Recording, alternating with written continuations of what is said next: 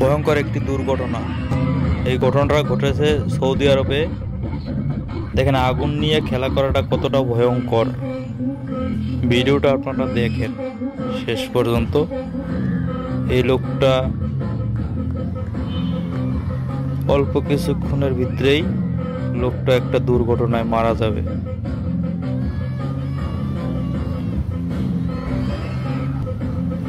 আগুন নিয়ে খেলা করাটা ঠিক না।